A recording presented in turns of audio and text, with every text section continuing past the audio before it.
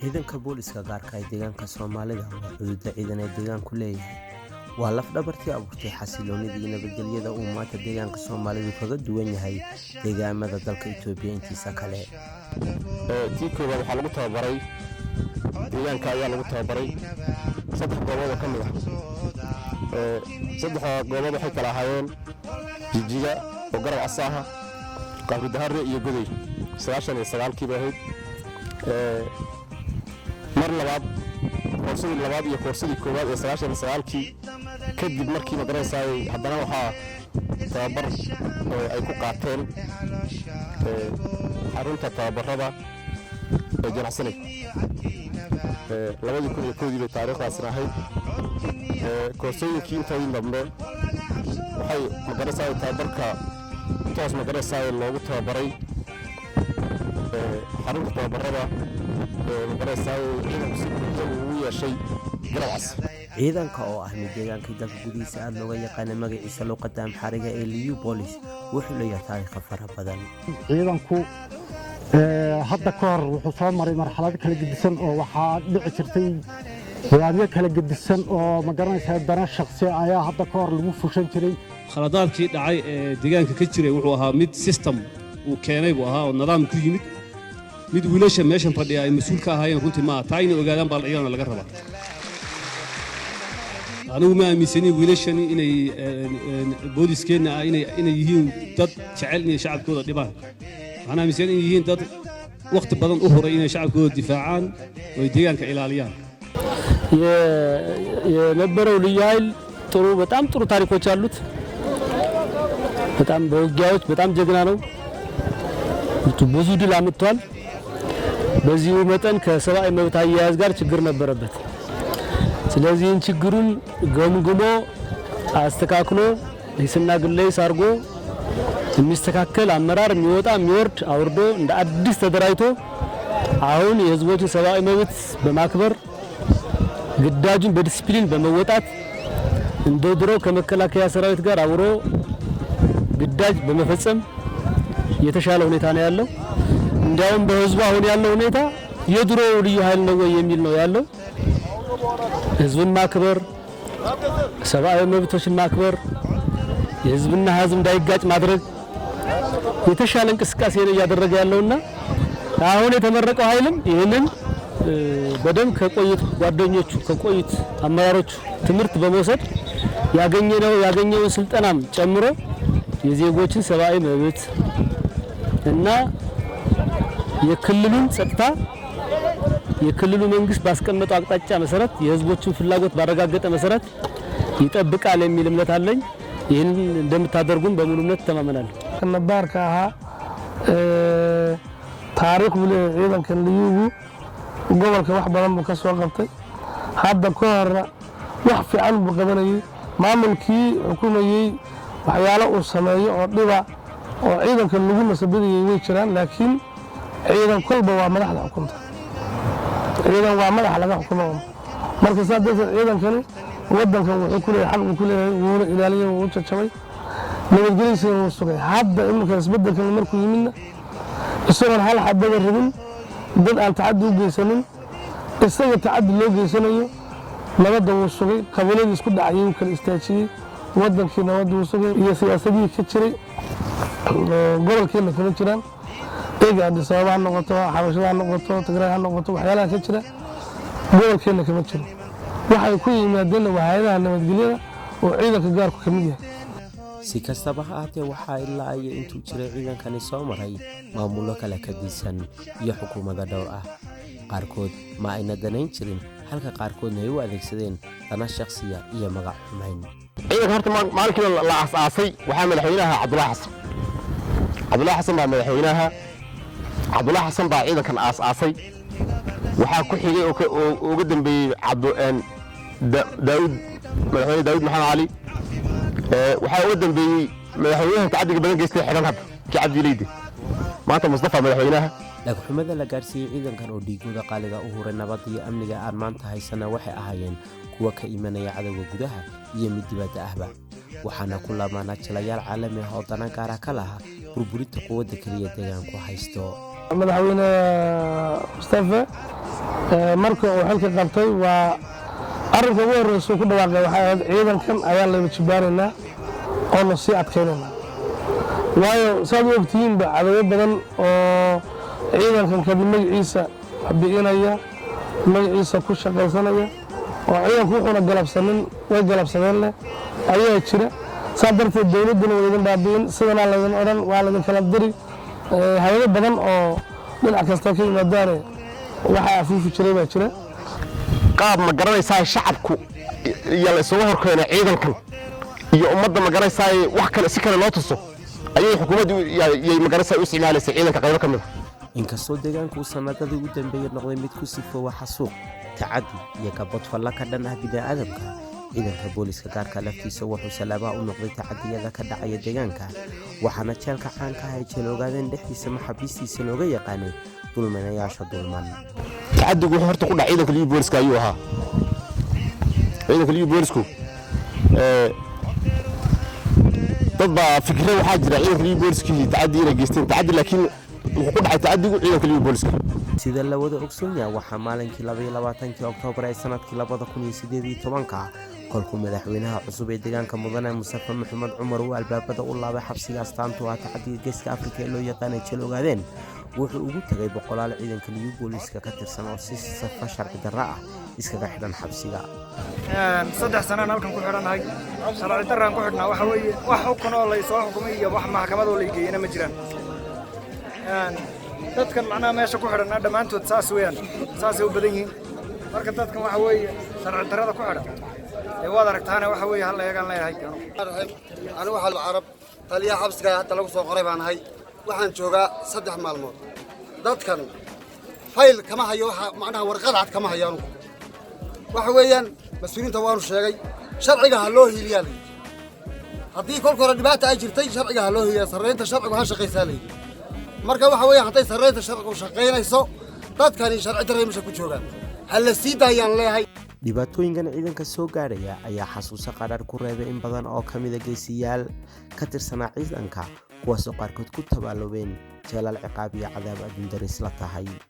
waa laga yaabaa dadka qaarkii inay u arkaan inay wax gaara ku qabeen nidaamka hore laakiin dhab ahaan marka laga reebo ashkaas kooban hogaaminta sare ahayd markaas oo siyaalo qadan iyagoo loo isticmaalaya shacabkoodana lagu gumaadayay ciidanka badankiisu waxay dadan xuquuq lahayn laftigoodu xaaskooda arki karin carruurtooda arki karin jadwal ay ku xisaabtamaan oo noloshooda una jirin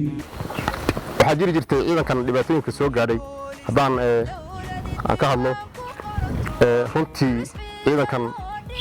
lama soo koobi karo tacadiga gaadhay iyo ma garanaysaa dhibaatada soo gaadhay ama ma garanaysaa ay ka soo gaadhay hogaamintii hore iyo ma garanaysaa nidaamkii la soo maray hal askari oo ma garanaysaa si toos ah uga faa'iideystay sistamkaana lama helayo laakiin waxaa la heli askar ma garanaysaa ku dhibaatooday qaar badan oo ciidanka ka mid ah ayaa aaminsan in isbeddelka ka hor ayna garanayn inay ummadooda u adeegayaan oo lagu qasbi jiray wax ayna raalli ka ahayn maanta waa ciidan ka madax bannaan dana shakhsi oo cidnana gaar u ahayn oo si buuxda ciidankii shacabka ah oo la dhihi karo yacni ma garanaysaa waa kabii shacabka hadda ka hor waxaa dhici jirtay ciidanka isaga oo hagardaamooyin badan iyo ma garanaysaa dulduleelo badan ayuu lahaa laakiin lama dhihi karin si buuxda hadda ka hor kabii shacabku ah laakiin maanta waxaa la dhihi karaa si guud ahaan ciidanka liyu booliska waa kabii shacabka oo dhammaystiran cid kastana oo ma garanaysaa deegaanka amnigiisa iyo cid kasta oo tabaalaysan oo deegaanka ka midana inuu wax u qabto oo wax la qabto oo garab istaaga ayuu maanta diyaar u yahay haddaba dhowaantan kala hore ayaa xukuumadda cusub ee isbeddel doonka ee ka dhalatay deegaanka soomaalida ay go'aansatay inay kordhiso tirada iyo tayada ciidanka booliska gaarka ah waxaana tababaray u xaraysay in gaadhaysa 3,000 oo askari haddaba ciidankan cusub ee imika la tababaray muxuu kaga duwan yahay ciidamadii hore tababarka imika ciidankan aan haynaa ama loo qabtay kuwii hore wuxuu kaga duwan yahay kow tiro ahaan uu kaga duwan yahay oo 3,000 oo ruux weli xeradan mar kaliya mayna ka bixin oo xagga tirada guud uu kaga duwan yahay cadadiisa talabaad aqoonta la siinayo ciidanku wuxuu qabanaya keliya iyadoona ahayn haddana sharciyada iyo dastuurka kililka dastuurka deegaanka iyo ka federaalkaba gaar ahaan maskixiyan waxyaalihii sharciga wuxuu algamayo dhan baa la barayaa tii kelilka wixii ka socday isbeddelku suu yahay isbeddelku wuxuu ku yimid waxaa looga jeedo gaar ahaan siyaasad guud ayaa la barayaa ciidanka korneylada hadda jooga qaybta tababarka iyo macallimiinta jooga macallimiin magaranaysaa meelo kale laga keenay iyo magaranaysaa hogaamin meelo kale laga keenay sistamkii xumaa ee qurunka ku timid ayaa ciidanka wax bari jirtay rag Soomaaliha oo deegaankan u dhashay oo saraakiilaha oo nadiifaha oo macallimiinaha oo magaranaysaa madaxa u sareeyaha ayaa maanta dugsiga gacanta ku haya xulashada ciidankan ayaa waxay xukuumadda ahmiyad weyn siisay inay noqdaan kuwa laga soo xulo dhammaan 93 degmo ee deegaanka Soomaalida uu ka kooban yahay waa laba nooc isugu jira intiisa badan ciidankii waa ciidan nabaar ah oo ciidanka maleeshiyada ahaa ayaan imika soo qoranay kuwii da'da ha noqoto xagga adkeynta ha noqoto disbiliinka ha noqoto kuwii waa la soo maray oo gobolada laga soo maray gobol kastana waa laga soo maray hadda ka hor waxaa laga yaabaa gobol keliya in laga keeni jiray laakiin imika gobol kelilkeennu degmooyinku ka kooban yahay oo dhan ayaa laga soo maray qabiilada ku nool oo dhan inay ka muuqdaan tun loogu talagalay iyadoo ah ayaanu ka soo xullay 93 degmada wacdaraha kale ee ciidankani leeyahay ayaa ah inay ka wada tirsan yihiin walaalihii shalay la isku hubeenayay ee iska soo horjeeday iyagoo maanta meel qura u wada jeeda alaabtii ay dhamaatay waxay keentay wiilasheedu inay isugu dhiibay qoryaha isdilayeen maanta ay isdilayeen ciidankii jabhadda xarunta ogaadeynaya kuwii iyagu yidhaahna waxaan u noqonaynaa ciidan baan u noqonaynaa ciidanimadana aan sii wadanaynaa yidhi ayaanu ku darro iyaguna ku jira marka xaaladahaas ayuu xaaladihii hore kaga duwan yahay tababarkan ciidanka cusub ee difacadda tobnaad la siiyey ayaa waxaa halbowlo u ah sarraynta sharciga xuquuqul insaanka xuquuqaha dimuqraadiyadda xeerarka dagaalka iyo qodobada xuquuqaha ee ku ladhan dastuurka dalka jamhuuriyadda dimuqraadiga federaalka Itoobiya iyo kuwa deegaanka Soomaalidaba tababaro badan ayaa la qabtay oo nidaamka xuquuqul insaanka wax ka bedelka magaranaysaa hogaaminta garaadka magaranaysaa aqooneed kordhinta garaadka aqooneed waxbarashooyin kala fara badan ilaa 5 tababar 4 tababar oo waaweyn baa la qabtay oo hogaaminta garaadkeeda lagu kordhinayo oo aqoontii lagu baray muddadii ay qaateen muddadii ay tababarka ku jireen dufcaddana waan filayo inay aan rajo weyn ka qabo inay ka bedelaan doonto waxyaabo badan ay kaga bedelaan doonto dufcadii ka horreeyey iyagoo la baray dastuurka dowladda federaalka Itoobiya iyo ka deegaankaba iyagoo la baray shuruucda booliska iyo qawaaniinta xeerarka madaniga iyo kuwa aqaabtaba iyagoo la baray xeerarka xuquuqul insaanka ee dalkeena iyo kuwa caalamiga ah ciidan deegaan dastuurkii magaranaysaa ay bartay dastuurkii gacanta midigta ku wata gacanta bidixna magaranaysaa ay ku ilaalinaya deegaankii weeyaan qodobada ugu muhiimsan ee ciidankan sida khaaska loo baray ayaa waxay tahay inay amniga ku sugi karaan iyagoo adeegsanaya awood ku dheelitiran waxa ay wajahayaan hadda ka hor waxay ahayd waad garanaysaa aanu si faahfaahin maayo laakiin iminka askarigu ruuxa uu qaban uu u sheegi kolka ugu horeyso calaamad buu tusi kolka labaad hadal buu sheegi calaamad buu tusi marka saddexaad qori iyo xoog iyadoon ahayn 2 askari ama 3 askari ruuxaas waxay kaga xoog badan yihiin oon xabad iyo ul ahayn inay ku qabtaan ayaanu si toos u barnay wadagtiin hadda iminka wax guud ahaan nabadid dhaqaaqa deegaankeena hadda ma jiro laakiin bulshada dhexdeeda mar kasta faldambiyeedu ka dhici faldambiyeedkaas markuu dhaco waxaa loo baahan yahay ciidanku inuu si wanaagsan oo hufan oo naxariiso ku dheehan tahay in uu ugu adeego hadda ka hor ama ruux bud baa lagu dhufanayay ama xabad baa lagu dhufanayay ama xadhig baa lagu xidhayay laakiin iminka waxaas inayna jirin askariga sameeyaan inuu xad gudbay oo isaga tudad ku sameeyay in lagu samayn karo qorshe ayaanu ka dhaadhicinay dastuur baanu akhrinay higgadami baanu u samaynay oo intaan ka qaranka ka soo haysano ayaa ku annaga nagu kuman oo aan kelilka iyo ciidanka sugaya ku habboon ayaanu u waxaynay marka saa darteed ruuxa markuu khaldamo wuxuu ku qaban lahaa askarigu u yahay marka muddadii uu tababarkani socday waxaa taliska ciidanka gaarka ah ay wadeen dib u habeyn iyo hagaajin ay ku sameynayeen qaab dhismeedka iyo haykalka taliska booliska gaarka ah 14 xafiis oo hadda ku hor jiray ayaan u sameynay oo laakiin military dhan u leeyahay ilaa halka fardar baan ku sameynay kuwa marka hoos inuu wixii bitikaashkii u dhaadhaco xafiis kale hoos ugu dhaadhaco sida kafladoor kaliya inuu ka ekaato maaha rajulintuna saasoo kale hoos usii dhaadhiciyo ilaa xaylka ay tagto marka saa darteed istaraatiijkii waan bedelay si qaab nidaam oo cusub oo fiican oo wax walba hawshiisa u fududaato nin walba uu shaqadiisii shaqeeyo operationalka ha noqoto logistic ha noqoto astradarka ha noqoto marka afarta xafiisa jirta muwaaqaradoodii ayaan u ballaadhin maamulka cusub wuxuu wax ka qabtay darajo siinta iyo dalacsiinta ciidanka iyadoo in ka badan 2,000 oo sargaal la dalacsiiyey waxaana la bilaabay in la hirgeliyo heerka irkanka hadda ka hor ilaa 700 oo laga qaaday darajada oo xaqdarro laga qaaday baan u soo celinay waxaa darajooyin la siiyey saraakiishii waxaan ku raadayay tababarka sida fiican u qaadatay hadda ka horna hawlgalladii ay nabadgelyada sameyn jireen deegaanka sameyn jireen ka soo hooyay waxaan ku raadayay dadaal far badan kadib marka uu galeen natiijo fiican ka soo hooyay kuwaas waxaan ku raadayay saraakiishaas la dalacsiiyay oo darajooyin la siiyey marka darajada haddaan sheego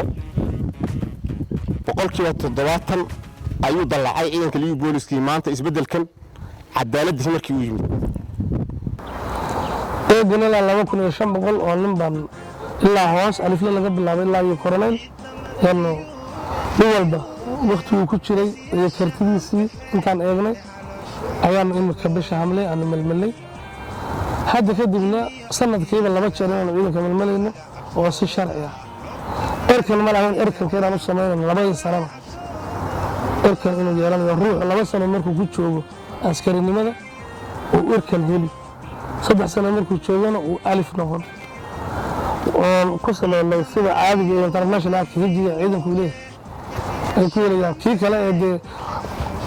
jabdi iyo ama taariikh oo geesinimo sameeyay waa halkan iyada tababarkan wuxuu ahaa mid markii uu horeysay saraakiisha ciidanka minka ugu hooseeya ilaa ka ugu sarreeya ay Soomaali u madax banaan yihiin sida dadku xasuusan yihiin dugsiga tababarka iyo maamulka guud ee ciidanka hadda ka hor uma ayna madax banaanaan Soomaalidu meesha koowaad ee lagu dulnoolaa ayay ahayd meeshan waxaan leeyahay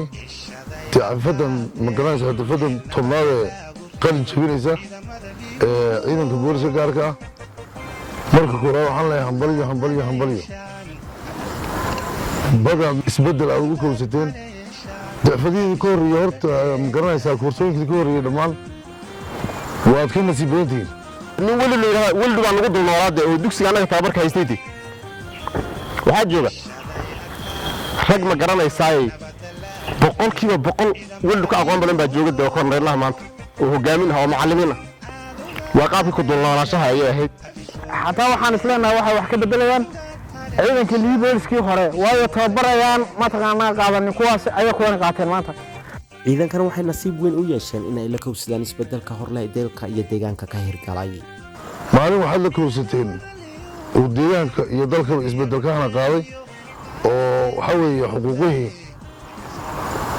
oo dhammaan ma garanaysaa shakhsinimo oo ciidanku lahaa diyaar loola yahay loona diyaariyey maanta ciidanka hadda tababar ka soo baxaya ciidamadii ka horreeyey ee koorsooyinka horreeyey nasiib ayna lahayn bay leeyihin waxay la kulmeen deegaanka oo nabadgelyadiisu ay taam tahay oo xuquuqahooda dhanna loo dhammaystiro cid ma garanaysaa ka fikirayso oo wax walba ka furyeelaysaa ay diyaar ula tahay yay la kowsadeen raggii ka horreeyey ee ma garanaysaa koorsooyinkii hore ah waxyaabo badan bay la soo kulmeen oo ma garanaysaa oon iyo gidaash adag iyo waxyaabo adag bay la soo kulmeen caqabadaas ciidanka booliska ayaa waxaa haatan u nasiib yeesheen inay helaan xataa fursado waxbarasho oo dowladda ka baahi tiri doonto marka horumarku waa tadawurka iyo isbedelka shakhsiga ku yimaada weeyaan ee sanad walba uu hiigsanaya waa inaad iskuulaad dhistaasiya bilowdaan waa inaad waxbarataan noloshiinu rugni diiniya ma aha inaad weligiin askar ahaataan waa inaad haweysadaan inaad askarta ka baxdaan 5 sano askari ahaw sanadkii 6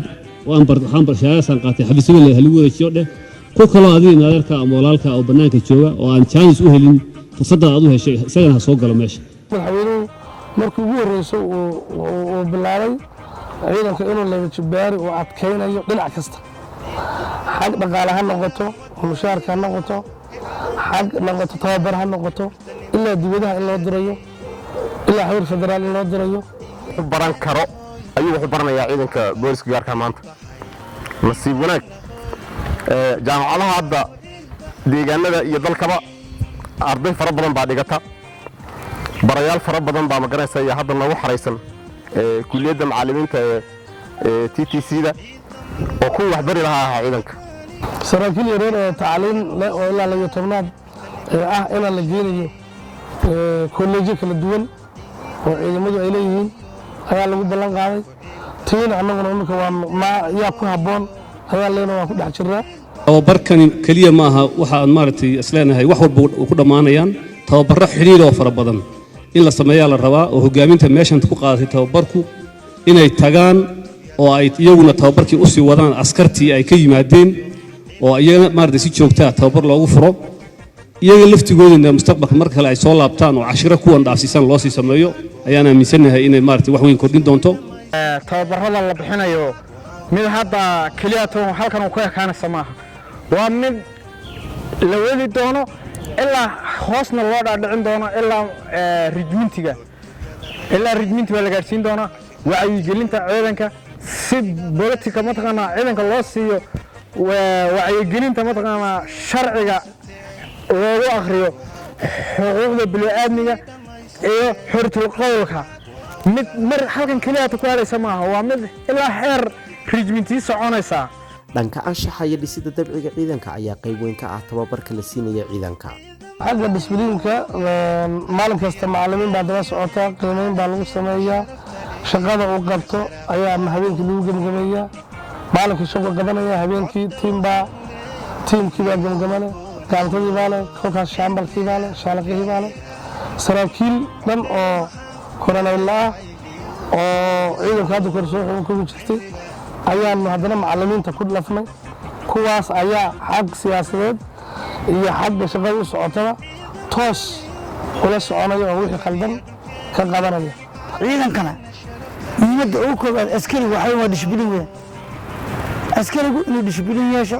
anshaxiisu waa wanaagsan yahay marka aanku bulshada wax kale u shaqayn karaa ta kale dishbiliinkiisu ciidankan waa ciidan nabaar uu u badan yahay maadaama ciidan nabaar uu soo shaqeeyey uu yahay dishbiliinkiisu waa taan sharcigii baa la baray dastuurka kililkaa la baray kii federaalka la baray isbedelka kililka ka socdaa loo sheegay waxa uu halgamayaa loo sheegay marka saa darteed disbiliin fiican 3,000 nin baalaan ku jirta laakiin loo moodo inay 100 nin ku jirto magaalada laguma arko marka saa darteed iyagoo magaalada dhexdeedii jooga magaala madaxdii haddana wax imika intuu tuuti xiran yahay soo baxsanaya ama magaalada imanaya ciidamada meel kastoo ku tababartaan waa dhalinyaro waa ciyaal yaryar magaalada soo yaacayaan laakiin ciidankan joog meesha tira uu joogi kac meesha ka taagan oo ka kiciyo marka saa darteed disbiliin fiican ayaa lagu ababiyey iyaguna hadda ka hor waysi lahaayeen iminkana si fiican ayaa loo dhisayaa saraakiisha ciidanka ayaa haatan ku niyadsan inay soo celiyaan magacii iyo sumcaddii uu ciidankan ku lahaa qalbiga shacabka Soomaalida ma dhici doonto marka in la yiraahdo ciidankii hebel dawaka uu tagay already asagii wixii si waxiidaha loo siiyay maanta ciidanka liiga booliska soo sharaf leh joogaade asoo sharaf leh oo shacabkoodii iyo magaalada xukuumadoodii iyo deegaankii iyo ummadii ay gacanta ku hayaan buu joogaade marka taasna shacabka waxaan iyo magaalada dadkii arintaas isticmaali jiray ayaguna waa inay ka daayaan ciidanku waa wiilashoodii baan nahay kuwa magaalada difaaci doonaan nahay kuwa difaacaya baan nahay taliska ciidanka booliska gaarka ah iyo maamulka xukuumadda deegaanka Soomaalida ayaa si ay u wanaajiyaan nolosha xubnaha ciidanka dhiigooda u horay ilaalinta amniga isla markaana had iyo habeen cadceed iyo hanfi iyo dhaxantaba u taagan sida ay shacabkooda u badbaadin lahaayeen waxay wadaan qaabab degmooyinkii gobolada ay xubnaha ciidanka soo jeedaan laga siin lahaa dhul ay dhistaan isla markaana ay qayb ka noqdaan guriga wadareedyada laga dhisay deegaanka ciidamadu hadda Soomaaliyeed hadda ay ku jiraan waa u ognahay in la moogan yahay ciidan moodi waa la soconaa وحلا وحي كلام كنا جوابنا قال مشاهد يوم الربا كذا حتى ومشاهد كل قاضي إذا ما هو فربنا هذا الطريقة يدو بليس صارم إذا ما إلا جاي رأي كاي هذا كيف قدنا كنت يبيو برسالة بدها أصحي كامل هاي waan ku tala jiraa maamulkuna gaar ahaan xukuumadda sare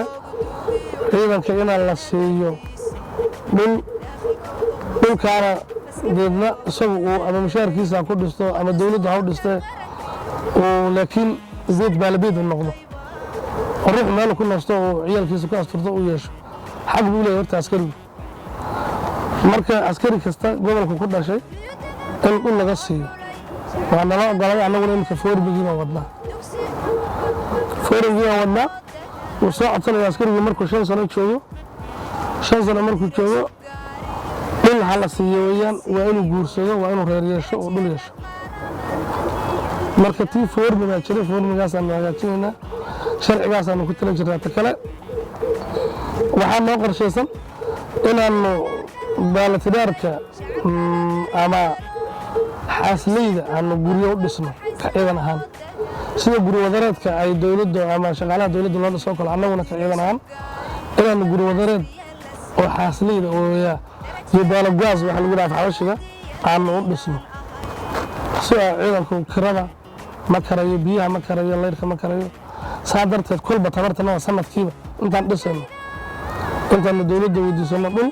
annagu aan manage gareyno kol kaasi neernimadooda intaan eegno iyo say u kala ciyaalkooda iyo say kartidooda intaan eegno annaguna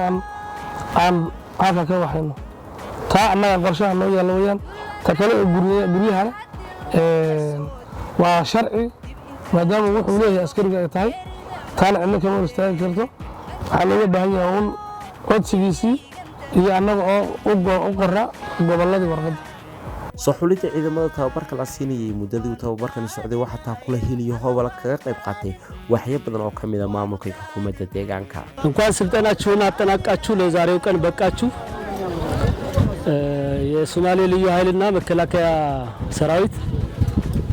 ብዙ ግዳጆችን ተልእኮዎችን በጋራ ተወጥተናል አዲስ የተቋቋማችሁም አዲስ የሰለጠናችሁም ይህንን ታሪክ የቆየውን ልምድ እና ታሪክ ከመከላከያ ሰራዊቱ ናችሁ እንደ ትላንትናው ታሪክ እንደምትሰሩት ተማመናለሁ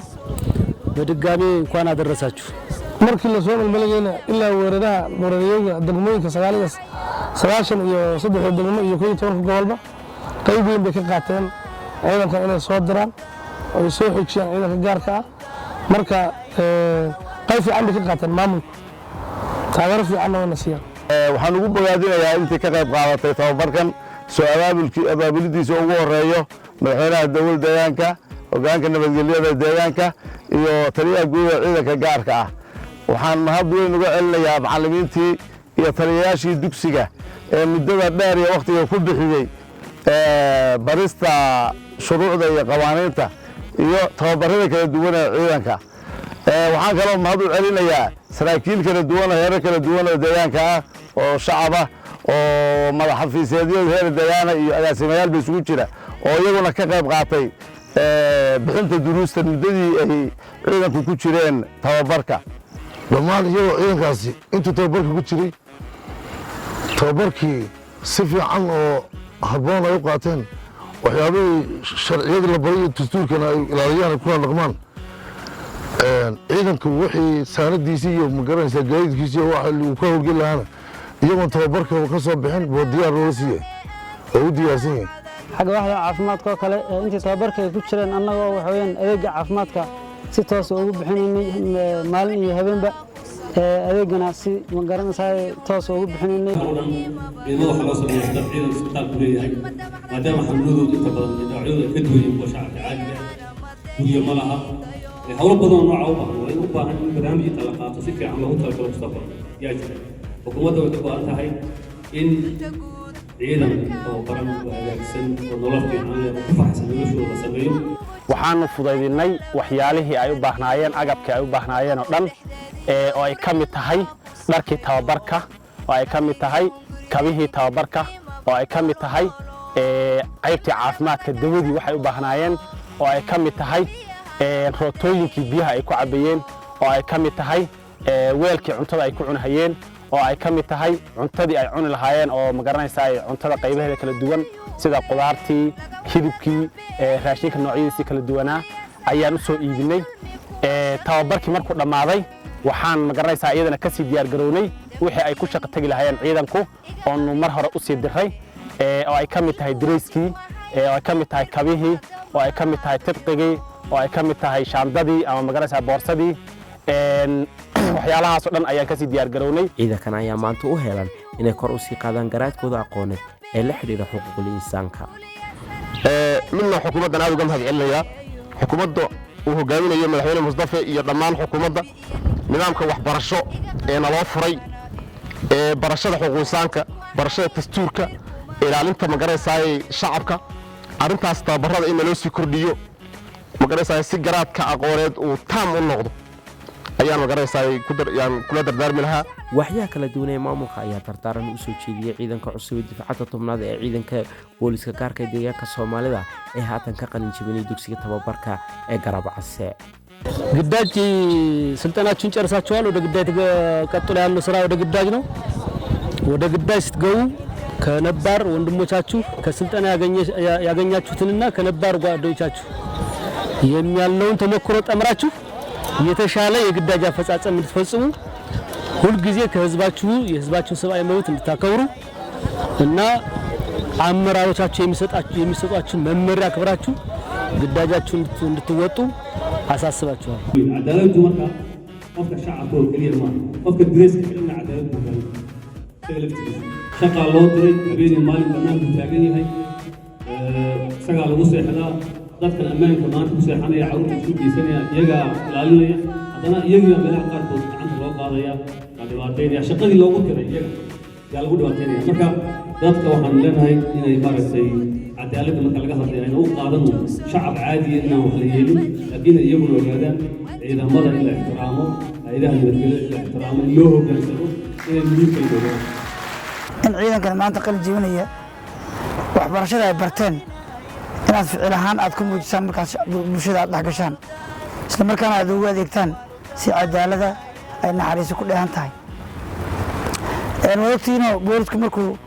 إن تابرك كسبحه وبشدة حقله حلو بهاي هاي dhammaan waxbarashooyinkii iyo aqoontii iyo shuruucdii iyo boolis saynisigii iyo dhammaan wixii la siiyo dhan in shacabka sidii loo baahnaa loogu adeego oo shacabka xuquuqdiisa la ilaaliyo dhammaan xuquuqdiisa shacabka la ilaaliyo aan lagu gafin xuquuqdiisa aadamaha lagu gafin tan dimuqraadiyadda tan xuquuqdiisa aadamaha labadaba inaanay ku gafin oo si fiican loogu adeego bulshada loo adeego dhammaan wixii turunturada dhexdooda ka jira ama dhibaatada ama dambiilayaasha dhibka ku sameeya shacabka in dhammaan laga qabto waxaan ku rajaynahay inay noqdaan kuwii guulaysta iyaga iyo intii ku soo daashadana waxaan ka rajaynayaa inaysan tacabkii la geliyey aysan ka dhigin mid khasaaray oo ay ka dhigaan mid midho dhala marka saa darteed anigu waxaan leeyahay idinkuna tababarkiinni waa dhammaysateen ciidan kale idinku darayo hadda ka hor waqtigii aad maleeshiyada ahaydeen tamakurooga aad lahaydeen inaad siisaan iyaga tamakuro aad ka qaadataan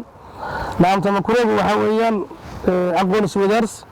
aad wixii aad ka qaadanayso ka wadaarsanayso aad ka qaadato shaqadiinana aad halkaad kusoo adkaysaan ciidankana aad adkaysaan tiimka dhibanna aad buuxisaan ciidankana aad si fiican iyo dalkiina iyo dadkiinana aad si fiican aad ugu shaqaysaan wixii cadow ku ah dalkeenna iyo dadkeennana aad difaacdaan sidii hore u adkeedeenna aad u adkaataan ayaan u leeyahay waxaan iyaga ka codsanaynaa codsi aan aad u adkayn oo aad u sahlan oo ah in sharciga iyo nidaamka ay ku hoggaansamaan wax kale lagama rabo